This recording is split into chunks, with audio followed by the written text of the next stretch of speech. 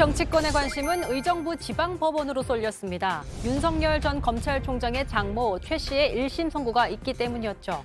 의료인도 아닌데 동업자들과 요양병원을 열고 요양급여 약 23억 원을 부당하게 받은 게 인정되면서 결국 최 씨는 징역 3년을 받고 법정 구속이 됐습니다.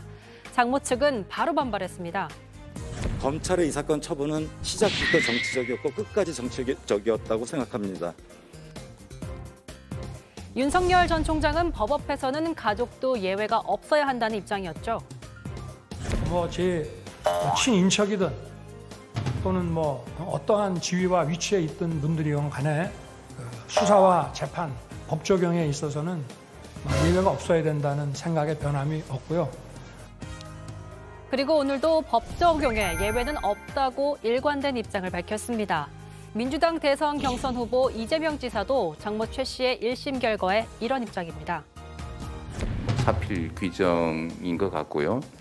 같이 범죄적 사업을 했는데 이분만 빠졌다는 게 사법적 정리의 측면에서는 바로 옳지 않았다는 생각이 들고 이제 제자리 간 것 같습니다. 2017년 동업자들과 달리 장모가 처벌받지 않은 것에 사위 윤석열 존재에 의문이 있었다는 거죠. 장모의 1심 선고로 윤 전 총장에 대한 공세가 높아지자 국민의힘 이준석 대표는 대한민국은 연좌제를 하지 않는 나라라고 했습니다. 그러면서 이 말도 덧붙였습니다. 저는 윤석열 전 총장의 입당 자격 요건에는 전혀 문제가 없다 이렇게 판단하고 있고요. 저는 여전히 러브콜은 유효하다는 입장인 거죠. 대선 출마 선언 4일차에 나온 장모의 실형 선고, 이준석 대표가 말한 비단 주머니가 윤 전 총장에게 필요한 때가 된 걸까요? 예, 오늘 썰전 첫 번째 주제는 장모 징역 3년, 윤석열의 영향은으로 정했습니다. 먼저 이 사건이 좀 복잡해서 제가 그래픽으로 간단하게 설명을 잠깐 드리도록 하겠습니다.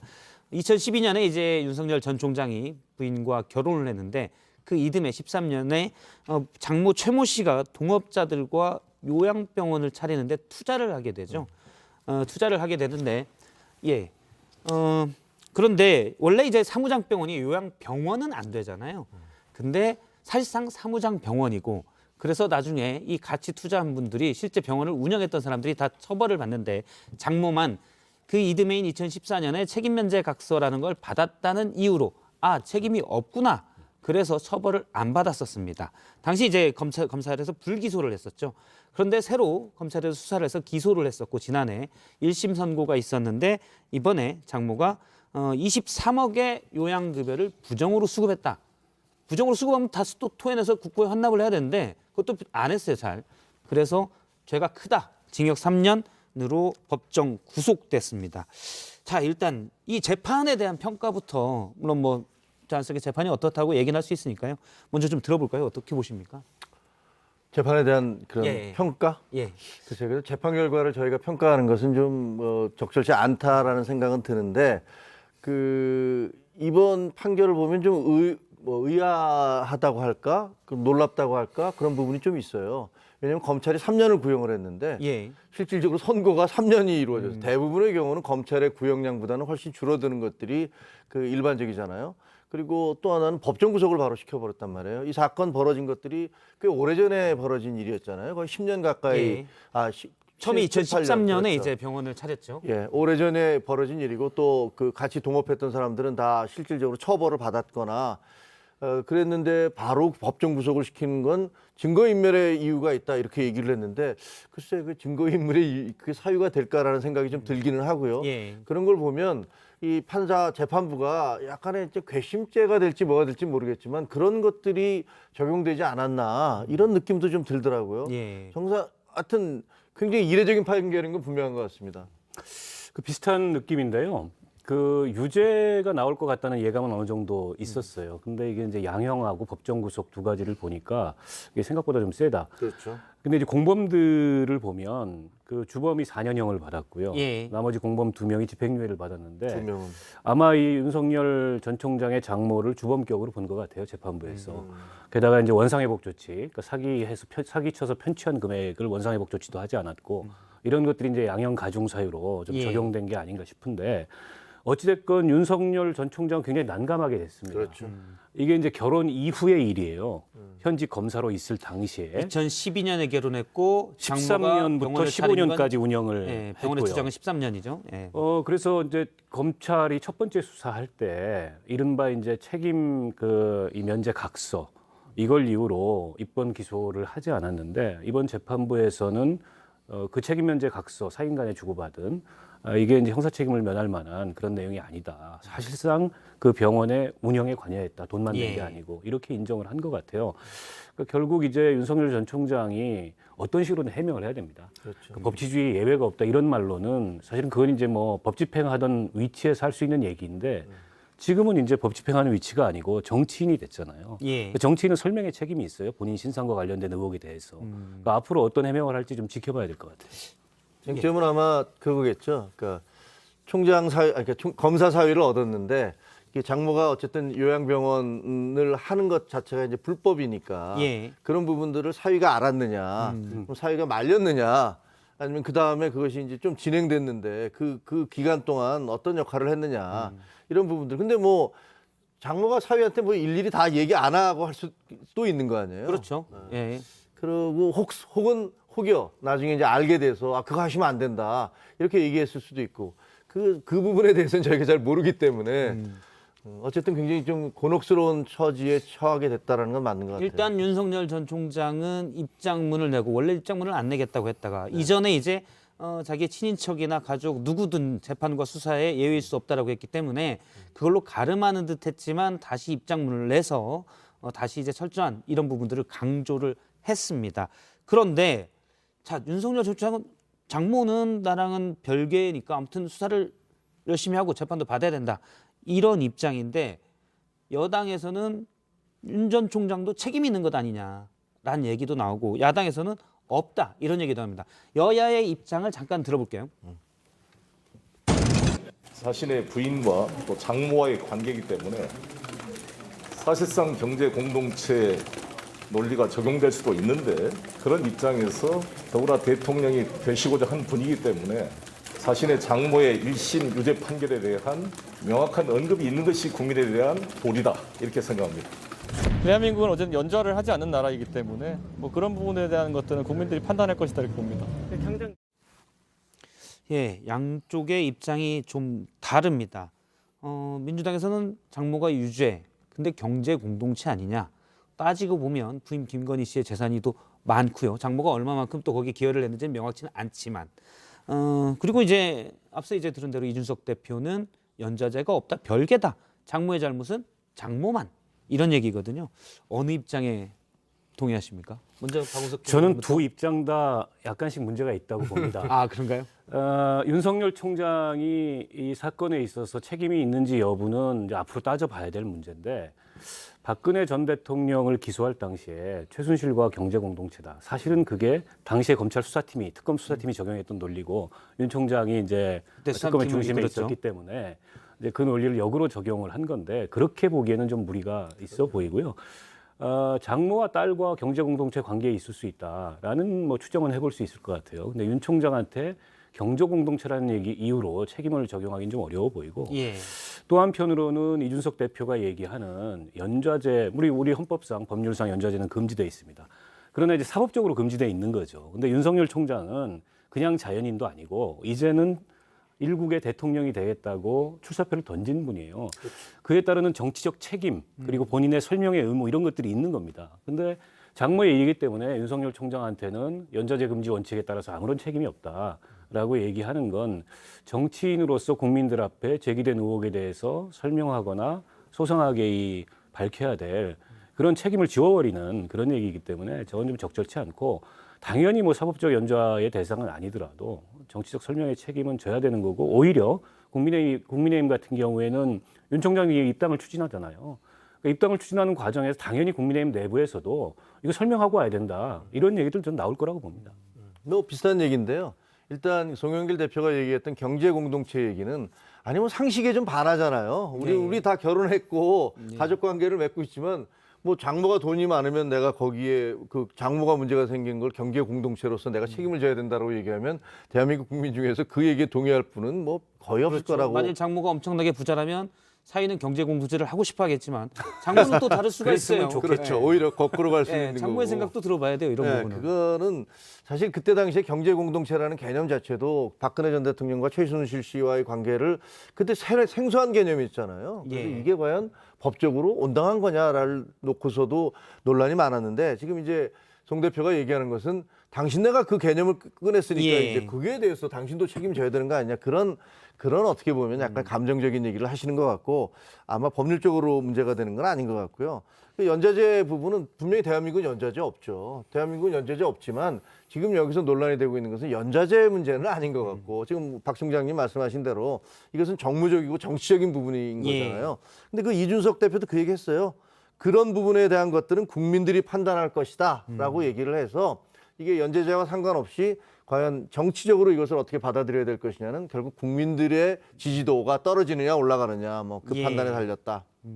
사실 유력 대선 주자의 장모가 대선 9개월도 안 남기고 빵에 가 있는 상황이잖아요. 그래서 그런 표현 써도 돼요? 안 되는군요. 없는 걸로 하고 아무튼 수감됐잖아요. 네. 수감됐기 때문에 이게 참 약간 황당하기도 하고 어색한 상황인 건 분명합니다. 그렇죠. 그러면 이 상황을 어떻게 판단해야 될지 저희가 하나하나 좀 따져볼 텐데 민주당에서는 사실은 이게 2014년에 장모 최 씨만 불기소, 그러니까 기소가 안 된 데에는 뭔가 있지 않느냐. 즉 당시 고위급 검사였던 윤석열 전 총장이 당시 좀 뭔가 힘을 쓴 것 아니냐. 이런 의혹을 시사하는 발언을 했습니다. 송영길 대표 얘기인데요. 잠깐 들어보겠습니다.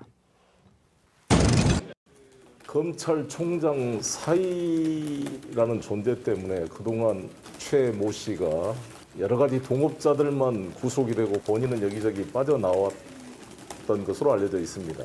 근데 이번에 검찰총장 사이라는 외피가 사라지자 제대로 된 기소가 되고 법적 정의가 밝혀진 것 같습니다. 예, 이제 당시에는 물론 검찰총장이 아니었습니다. 2014년 당시에는 아니었지만 윤석열 전 총장이 장모만 불기소되는데 어떤 역할을 했을 거라는 의심이 가능한가요? 어떻게 보시나요? 먼저 박 총장님부터. 뭐 의심이야 당연히 해볼 수 있죠. 그리고 당시에 이제 박근혜 정부였기 때문에 윤석열 총장이 좀 한직을 돌 때였어요. 대전, 예. 대구, 네, 고검으로 대전, 대구 볼 때죠. 고검 검사였는데, 근데 고검 검사도 굉장히 고위직입니다. 그러니까 검사장이 되기 직전에 보통 이제 고검 검사에 가 있는데 때문에 경찰 검찰 수사 과정에 눈에 보이는 보이지 않는 영향을 행사했을 수도 있다. 그러나 뭐 드러난 건 없지 않습니까? 예. 현재로서 단언할 수는 없지만 충분히 의혹을 제기해 볼 수 있다고 보고요. 그에 대해서 윤석열 총장이 국민이 납득할 만한 해명 같은 게 좀 필요해 보여요. 그러니까 이 사건에 있어서 윤 총장에게 그 제기된 질문은 알았느냐, 그 당시에, 그리고 혹여라도 그걸 비호하는 어떤 역할을 했느냐, 두 가지지 않습니까? 근데 몰랐다고 하기도 좀 난처한 부분이 있습니다. 왜냐하면 당시에 전화 조사긴 하지만은 조사를 받았거든요. 근데 전화 조사만 받고서 혐의 없다 이렇게 끝난 상황이에요. 예.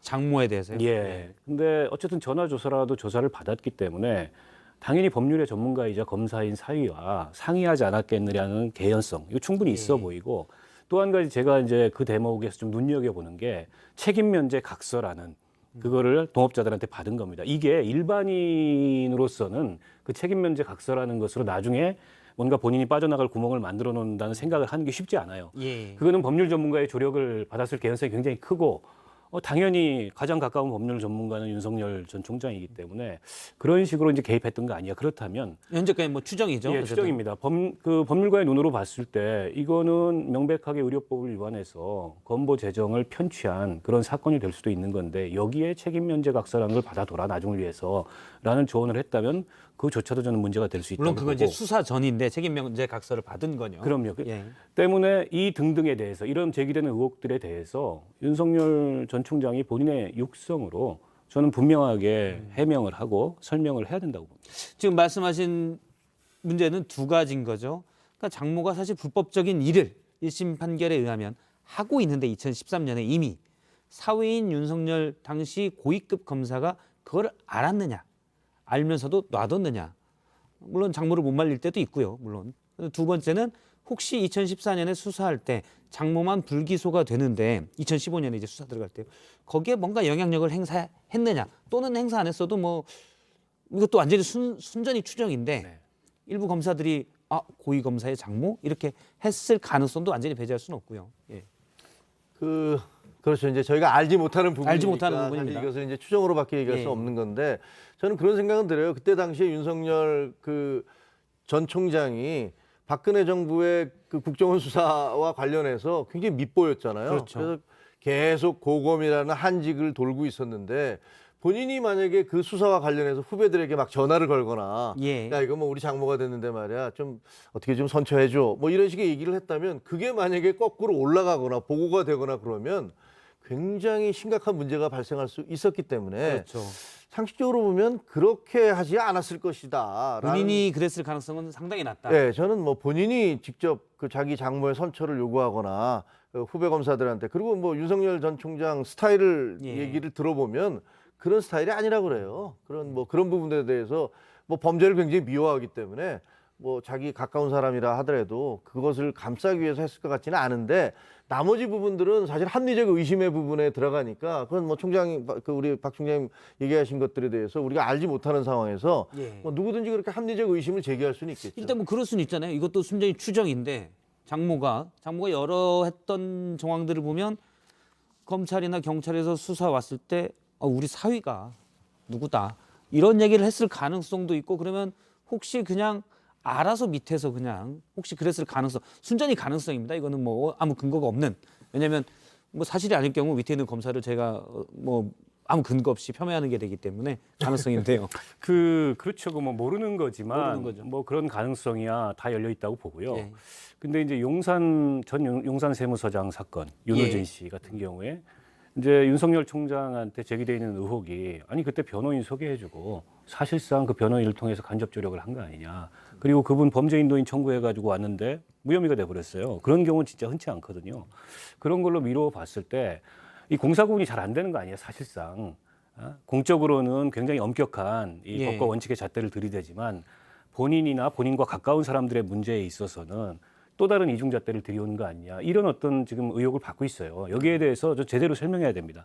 그냥 나는 법과 원칙에 따라서 누구도 예외 없이 적용했다라는 얘기만 반복해서는 이제는 정치인이 됐기 때문에 그게 통하지 않는다. 그 얘기는 바꿔 말하면 그냥 나를 믿으세요 이런 얘기인데 국민들이 그걸 어떻게 그 말만 가지고 믿을 수가 있겠습니까? 그래서 분명한 해명이 필요하고 저는 여당에 대해서도 한마디 하고 싶은데요.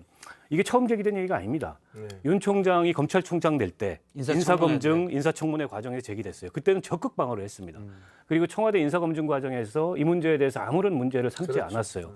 근데 지금 입장이 180도 바뀌어가지고 당시에 이 고위 검사의 영향력을 활용해서 사실상 장모 무혐의 처분에 관여했고 그럼으로써 대통령 후보에 출마할 자격이 없다 이렇게 얘기하는 거는 사실은 청와대나 현 정부도 자신들이 과거에 인사검증하고 청문회에서 방어했던 걸 되돌아봐야 될 대목이라고 봅니다. 뭐 적절하게 그 대한민국 정치의 뭐랄까 어둡고 씁쓸한 부분 이런 부분을 지적해 주신 것 같아요. 실제로 윤 전 총장에 대해서 얼마나 찬사를 많이 했습니까? 지금 집권 여당에서 그러다가 이제 본인들에게 이제 칼날이 돌아오니까 그때부터 공격을 시작하고 뭘 다 까겠다, 뭐 별의별 말씀들을 다 했는데 그것 자체 때문에 어떻게 보면 그런 정치권의 행태들 때문에 근데 뭐 그런 식으로 따지면 야당도 마찬가지예요. 야당도 처음에는 막 공격을 하다가 지금 이제 막 방어를 하고 있으니까 이게 국민들 입장에서 보면 야 우리나라 정치라는 것은 저런 식으로 자기들의 유불리에 따라서는 그 이전에 했던 날들을 저렇게 뒤집기도 하는구나라는 생각 때문에 씁쓸한 느낌이 들겠죠. 사실 뭐 정치권에서 많죠. 그걸 내로남불인데 내 편일 땐 영웅이고 네 편일 땐 악당이고요. 다들 그렇게 보는 것 같습니다. 요거 하나 여쭤볼게요. 만약에 사실은 앞서 말한 장모만 불기소되는 뭐 당시 불기소 처분받은 투자자가 다른 또 한두 명이 더 있습니다. 있기는. 근데 그분들은 뭐 관여 정도가 좀 작았다고 그러고요. 근데 어쨌든 많은 투자를 한 사람 중에 장모가 불기소되는 데 있어서 윤석열 전 총장이 혹시 관여했느냐. 이 부분은 윤석열 전 총장과 상당히 사이가 안 좋았던 서울중앙지검에서 지난해 수사를 했는데 무혐의 결론을 내리긴 했습니다. 그러니까 개입한 정황은 없다라는 게 물론 총장 밑에 지검장이었지만 지검장과 사이가 안 좋은 건 나라에서 다 아는 얘기니까요. 아무튼 그렇게 서울지검에서 판단한 일이 있고요. 만약에 앞서 얘기하신 대로 장모가 불법적인 일을 저지른 걸 알았다. 그러면 책임은 어느 정도 될까요? 그렇다고 우리가 장모를 또 말릴 수도 없잖아요. 그 뭐 법적 책임의 문제는 아닌데요. 그러나 정치적 책임의 문제일 수는 있죠. 왜냐하면 법 집행자였잖아요. 누구보다 법과 원칙을 강조했던 분이고, 근데 자기 가족 혹은 측근이 저지르는 불법에 대해서는 뭐 눈 감은 거나 다름없는 거죠. 예. 그거에 관여해서 수사를 방해하거나 내지는 무혐의 처분을 받도록 어떤 영향력을 행사하지 않았다 하더라도 그런 범죄 사실은 국민 전체한테 불이익을 준 거 아닙니까? 23억에 가까운 건보 재정의 손실을 만든 거예요. 이걸 알고서 그냥 모른 척했다. 내지는 제가 아까 추정했던 바처럼 책임 면제 각서라는 굉장히 어떻게 보면은 법률 전문가가 아니고서는 그런 발상을 하기 어려운 예. 그런 걸 조언했다. 이런 거라면은 저는 윤석열 총장은 정치적으로 대통령에 출마할 자격이 별로 없다. 그런 게 만약 사실이라면. 역시 추정이죠, 그 부분도. 예. 알겠습니다. 이 부분 하나 여쭤볼게요. 네. 앞서 제가 처음에 부적절한 어휘를 써가면서 했던 말인데 지금 1심 결과긴 한데 2심, 3심이 이제 물론 남아 있지만 만일에 윤석열 전 총장이 현재대로만 본다면 여론조사 지지율이 높고 만일에 대통령이 됐어요. 근데 장모는 수감돼 있어요. 이게 뭐 어떨까요?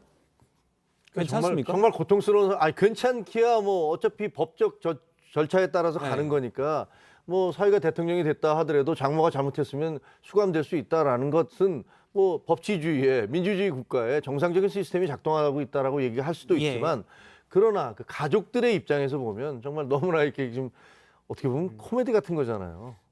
그런 일이 어떻게 가능할까 뭐라고 생각할 정도로 그런 상황이기 때문에 정말 괴로울 것 같아요. 입장을 바꿔놓고 저희가 뭐 그 당사자가 됐다고 생각해 보세요. 근데 우리 역사를 보면 대통령이 된 이후의 일이지만 현직 대통령의 아들도 구속이 된 아들들이 적이 이제 계속 있었죠. 구속됐죠.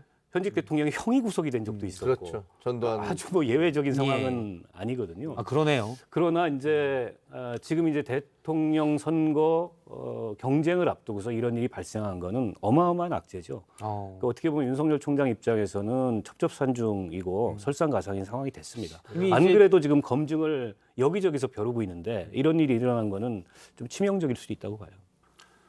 영향은 어느 정도 보시나요? 근데 뭐 그런 얘기들도 해요. 그 일부에서는 그 매도 일찍 맞는 게 낫지 않아? 예. 뭐 이런 얘기들도 하고 사실은 뭐 여러 가지로 그 장모님께서 그분의 장모께서 보면 이제 사업을 하셨잖아요. 사업을 하다 보고 이게 여러 가지 돈을 벌고 이런 일들이 있었으니까 사실은 그 돈 버는 과정에서 보면은 이제 여러 사람과 동업도 하고 이런 일들이 있으니까 이게 분쟁이 안 날 수가 없는 상황들이에요. 더구나 이제 예를 들면 뭐 낙찰을 받든가 어디서 불화를 받든가 그리고 이번처럼 뭐 병원 같은 것들도 동업을 했기 때문에 사실은 정말 깨끗한 수준 그 일만을 해서 이 돈을 번다는 게 쉬운 일이 아니기 때문에 그런데 사위가 된 거잖아요, 그 집안에. 그러니까 어떻게 보면 본인도 좀 윤 전 총장의 입장에서도 굉장히 좀 황당했을 수도 있는 그런 입장 아니었을까 그런 느낌은 드는데 그러니까 지지하는 분들은 그런 얘기 하잖아요. 차라리 이번에 빨리 지금 시작할 때 빨리 이런 식으로 법적인 부분에 이제 그 쟁점이 일단락되는 게 오히려 더 낫다. 일단 국민들이 어떻게 판단할지는 좀 더 지켜봐야 된다는. 사건이 많아서 일단락이 안 될 것 같아요. 일단 뭐 댓글 그러니까 일부 국민들의 의견이 저희 유튜브로 온 거를 제가 잠깐 말씀드리겠습니다.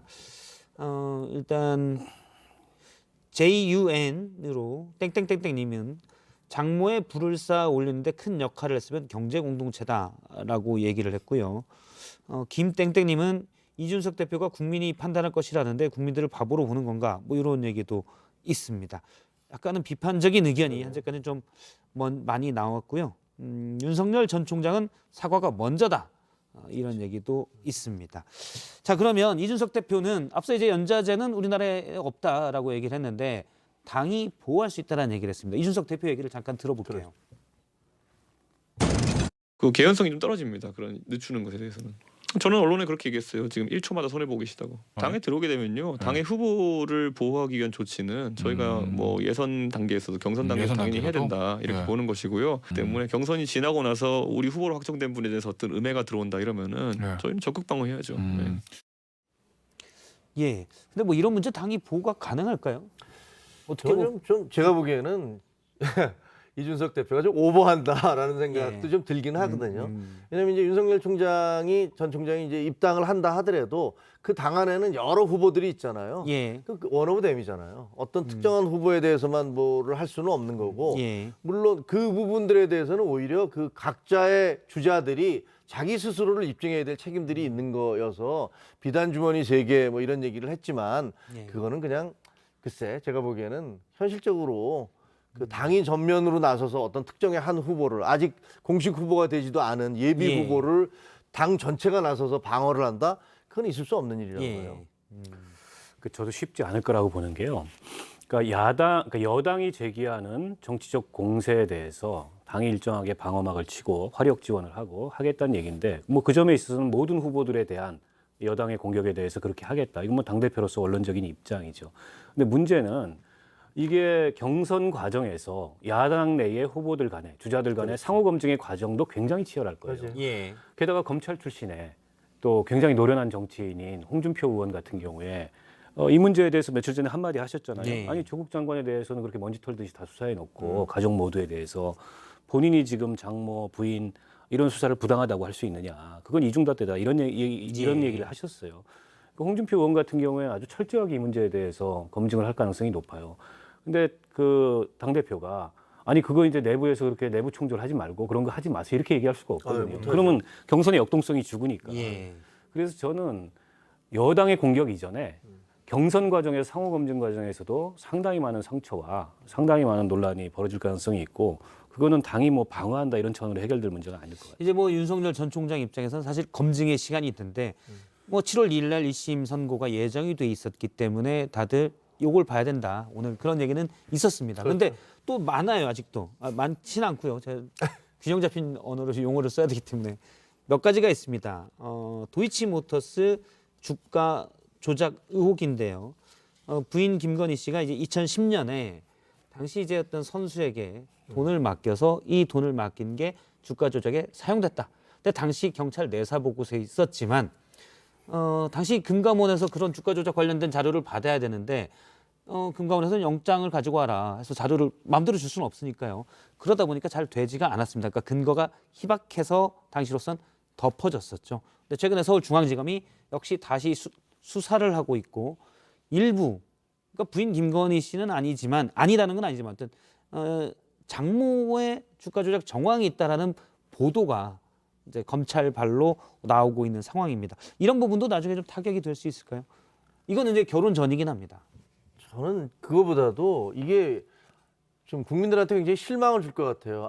검찰 수사라는 것은 저렇게 상황에 따라서 저렇게 뒤바뀌기도 하는구나.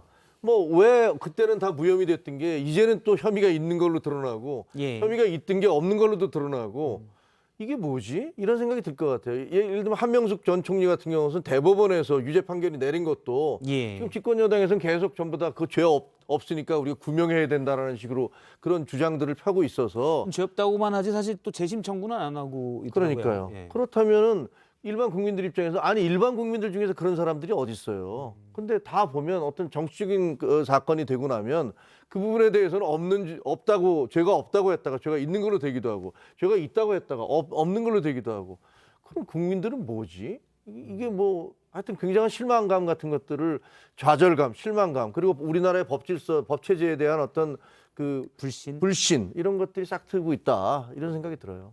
뭐 그런 측면이 있습니다. 그리고 만에 하나 이게 그 위법 사실이 확인돼서 부인인 김건희 씨가 기소가 된다.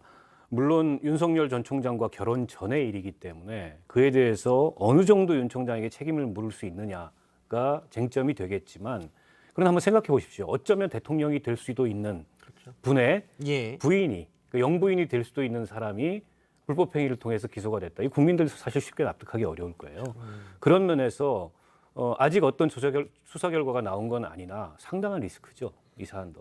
영부인이 될 분들에 대해서는 사실은 그동안은 후보들에 대해서만 상당히 논란이 있었고 영부인들에 대해서는 넘어갔었잖아요. 근데 그것도 맞는 지적인 것 같아요. 송영길 대표가 그런 얘기를 하던데 예를 들면 대통령의 부인은 유일하게 모든 공무원 중에서 국가가 모든 것을 대해서 해외 여행을 갈 때, 해외 무슨 그 국정 뭐 예. 국빈 방문을 하거나 이럴 때도 다 국가가 돈을 대서 움직이시는 분이잖아요. 그러니까 거의 최고의 공무원이란 말이에요.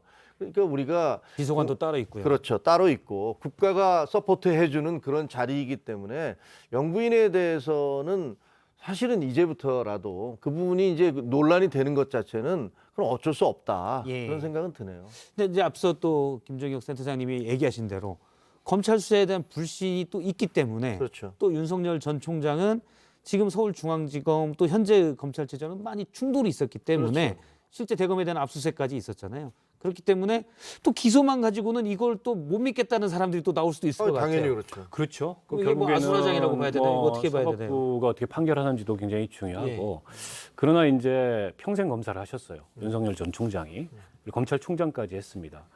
물론 이제 여러 가지 검찰 내부의 정치적 관계로 인해서 이성윤 전 중앙지검장과 관계도 안 좋았고 추미애 전 장관하고도 안 좋았고 그런 과정에서 검찰 내부가 굉장히 정치적으로 심하게 흔들렸는데 그렇다 한들 평생 검사를 하고 검찰총장을 했던 분이 검찰의 어떤 기소에 대해서 저거는 나를 죽이기 위한 정치적 기소다 이렇게 얘기하기가 어렵습니다. 그러면 이건 약간 자기 모순이고 자기 부정이 돼버려요. 그런 면에서 윤 총장이 굉장히 곤혹스러운 거죠. 그래서 이제는 저는 정치인이 돼서 링에 올라온 만큼 정치인답게 이 사안에 대해서 해명하고 국민들한테 설명을 구해야 됩니다. 국민들이 납득할 수 있도록. 근데 아직까지는 그런 면이 안 보여요. 그냥 법과 원칙. 이것만 반복하고 있어서 뭐 유체이탈 화법 아니냐 이런 얘기까지 나오고 있습니다. 한 가지는 그런 건 있는 것 같아요.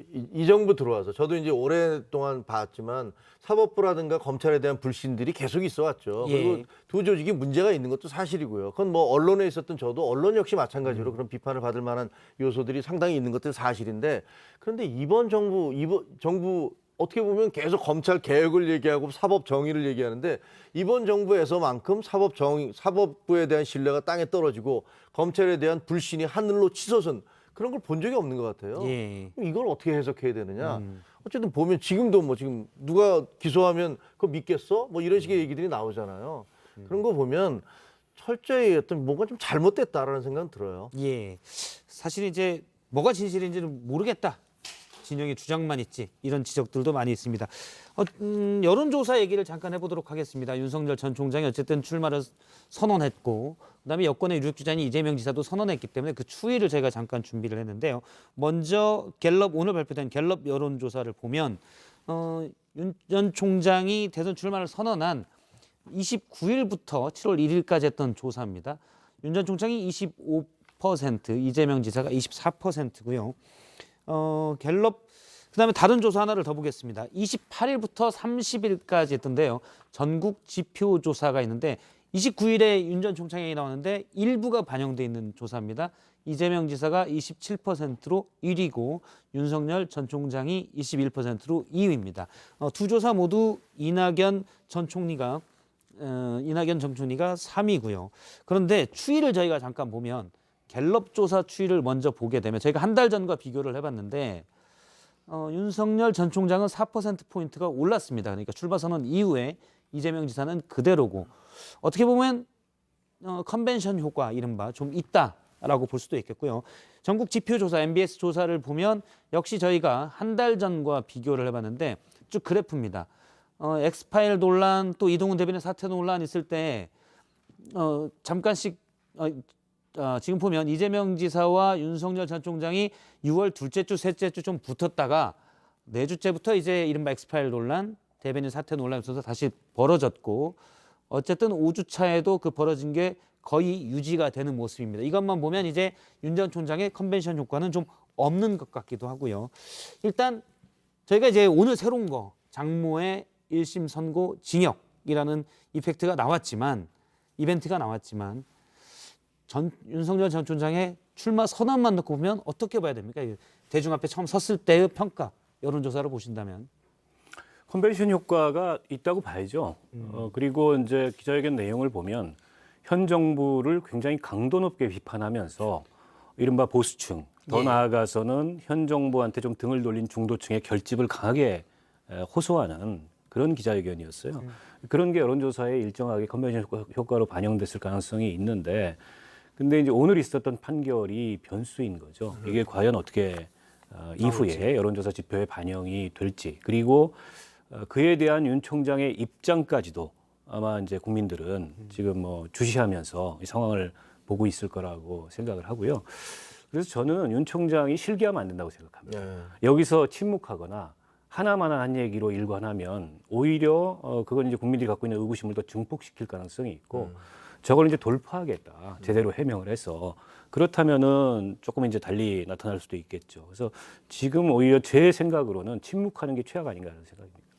저는 컨벤션 효과가 그렇게 크지는 않았다 이런 생각이 들어요. 왜냐하면 3월 4일 날 그 검찰총장을 그만두고 그때는 뭐 뭘 하겠다는 얘기도 안 했었는데 거의 한 20%포인트 가량 지지도가 급상승을 했었거든요. 그런 거에 비하면 이번에 이제 그렇게 많은 기대를 모았었잖아요. 예. 언제 하실 건가, 언제 나올 건가, 뭐 이렇게 기대를 모았었는데 정작 나왔는데 보면 조금 올라간 거니까 그런 걸로 보면 컨벤션 효과가 크지 않은 것 같고, 그다음에 대선 후보 적합도는 오히려 이재명 지사가 예. 27 정도고, 근데 차기 정치 지도자 선호도는 윤석열 또 전 총장이 좀 높잖아요. 예. 이 얘기는 보면 나는 차기 대선 후보들은 이맘 이재명 이 지사가 더 잘할 수도 있겠지. 그런데 나 이 정부가 너무 싫어. 문재인 정부가 너무 싫어서 그 후계자가 되는 거 못 보겠어. 그러니까 다른 사람을 뽑겠어라는 것 같아요. 예. 그러니까 지금 이제 어떻게 보면 문재인 정부하고 대각선에 서 있고 그리고 각을 세웠던 그랬던 윤 전 총장에 대한 지지도가 그래서 이제 계속 높은 게 아니냐 이런 생각이 들어요. 알겠습니다. 일단 장모의 1심 선고가 어떤 영향을 줄지 여론에 좀 봐야 될 것 같고요.